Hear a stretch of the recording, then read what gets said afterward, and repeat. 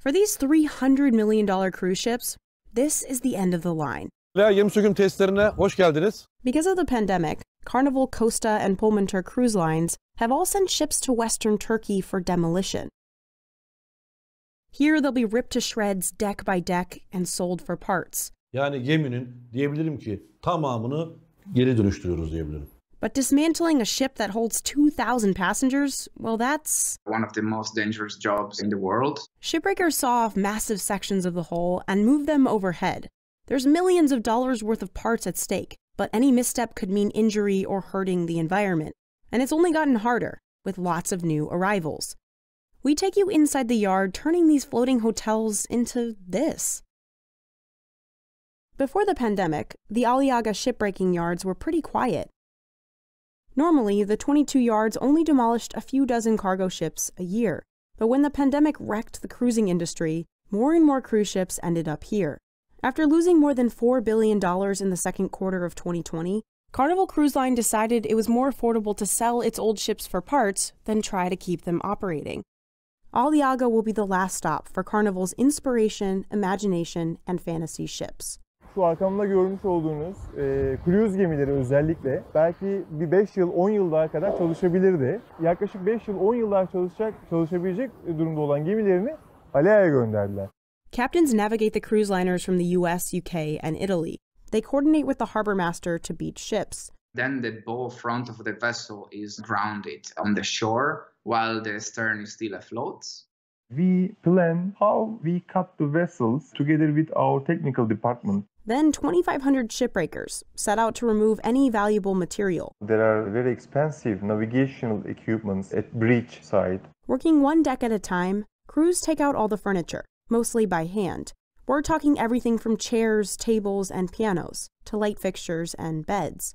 I can easily say that cruise vessels are the hardest vessel type to dismantle because, there are hundreds of rooms on board. Then they move on to amenities, dismantling gyms, pools, and theaters. Stripping walls, windows, floors, and handrails is next. This is where lots of saws and blowtorches come in. Workers risk daily falling from great heights, inhaling toxic gases during cutting operations, being hit by falling objects, and the blowtorch comes with fire hazards.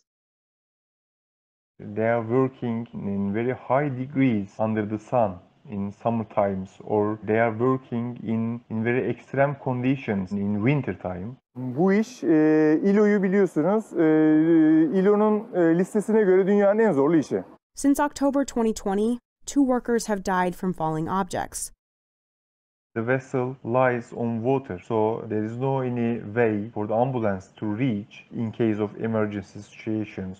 Despite these injuries, working conditions in Aliaga are better than those of the world's biggest shipbreaking yards. In South Asia, in Bangladesh, India, and Pakistan, where most of the end-of-life vessels end up every year. Dozens of people die or get injured in the process. Those yards in South Asia use the dangerous gravity method. That is dropping huge blocks into the water onto the beach.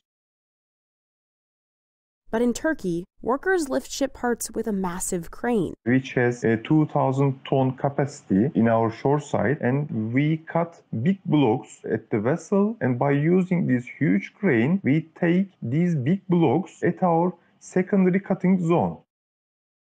Aliaga hasn't always had the safest yards. In the late 90s, Turkey was just as bad as South Asia. But in 2002, Greenpeace released a report that revealed the unsafe work conditions here, and the world took notice. As a reaction to this international criticism, things have improved considerably. Things got even safer in 2018, when some Aliaga yards started complying with the European Union shipbreaking regulation. That's why Carnival chose 2 yards here for its end-of-life ships. 8 tane firma Avrupa Birliği kriterleriyle ilgili sertifika lisansları var bunların. Those EU guidelines have also raised the standards for environmental practices. Every cruise ship has dozens of toxins hidden inside. Things like asbestos in pipes, heavy metals in paints, biological hazards from sewage tanks, radioactive material from gauges, and the list goes on.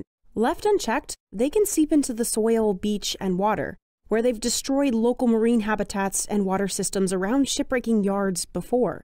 But because of these new regulations, Aliaga got newer and better drainage systems and cement floors in the secondary cutting area, so workers weren't cutting ship parts on open beach. They also got new oil booms for containing oil spills, a new waste management center for properly disposing of those toxins in the ship, and a better asbestos removal process.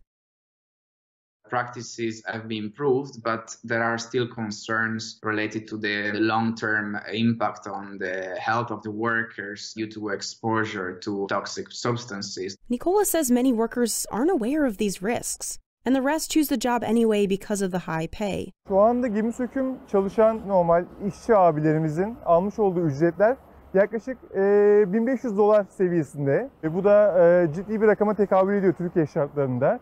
Eğitim yönünden çok fazla kendine gelişme fırsatı bulamamış abilerin alabileceği gerçekten ciddi bir rakam. After the ship is demolished, this is all that's left. While the whole process takes 6 months for a cargo ship, it takes a lot longer for a cruise ship. Almost 1 year, maybe more. Workers move everything pulled off the ships into separate piles: electronics, light fixtures, textiles, furniture, glass, and machinery. Tabii diğer yolcu gemilerden çıkan ahşaptır, koltuktur, mutfak malzemeleridir. Bunlar da tekrar geri dönüştürülüyor. Kafeler, restoranlar, oteller. Buyers interested in cruise memorabilia claim the life jackets, art, and maps from antique sellers. But what about all that metal? Şimdi tabii bu gemiler burada sökülüyor. Sökülürken de bu malzemeler yeni Foça'da bunların tamamı burada kesilen demir, metal kısmı tekrar geri dönüştürülüp inşaat demiri vesaire demiri malzeme haline geliyor. In 2020, OMIL estimates workers pulled over 1 million tons of steel off cruise ships here, and that'll all be recycled. Recycling steel instead of mining the raw materials reduces definitely energy requirements and the carbon footprint. Bu demiri madenlerden çıkartmak için mesela şu arkamda gördüğünüz gemi yaklaşık 30.000 ton. 30.000 ton demiri madenden çıkartmak için ne kadar büyük bir insan gücü, ne kadar büyük bir ticari yatırım gerektirdiğini düşünürsek bunun çöpe gitmesi ya da hani yok olup heba olup gitmesi dense biz burada onları alıp tekrar ekonomiye kazandırıyoruz. It's estimated scrap metal from one ship could pull in around $4 million in profit for the Shipbreaking Association. You can make good money because there are lots of things on board for second-hand sales. Demolishing these bigger ships has led to larger profits and a growing workforce for Aliaga shipyards. Sadece de pandemiden sonra kruz gemilerinin buraya gelip bizim kapasitemize %30 bir artış sağladı. But as shipbreaking booms, it comes on the heels of a crumbling cruise industry.